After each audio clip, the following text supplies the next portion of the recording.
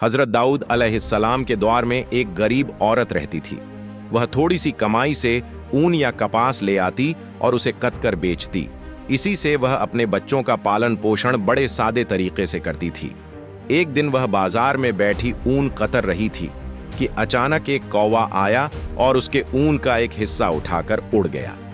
औरत परेशान और नाराज होकर हजरत दाऊद अलैहिस्सलाम के पास पहुंची और पूरा किस्सा बयान किया। हजरत दाऊद अलैहिस्सलाम ने फरमाया, यहीं ठहरो, मैं तुम्हारे मामले का फैसला करता हूं। उधर कुछ लोग दरिया में कश्ती चलाते हुए सफर कर रहे थे कि अचानक कश्ती में छोटा सा छेद हो गया। डूबने का खतरा पैदा हुआ तो उन्होंने अल्लाह से दुआ की कि अगर वह उन्हें बचा ले तो वह किसी मोहताज को 1000 दीनार देंगे। अल्लाह ने उसी कौवे को हुक्म दिया कि वह औरत का ऊन ले जाकर कश्ती में गिरा दे। कौवे ने वही किया। लोगों ने उसी ऊन से छेद बंद किया और उनकी जान बच गई। जब वे किनारे पहुंचे तो सीधे हजरत दाऊद अलैहिस्सलाम की खिदमत में आए, 1000 दीनार पेश किए और सारा वाकया बयान किया।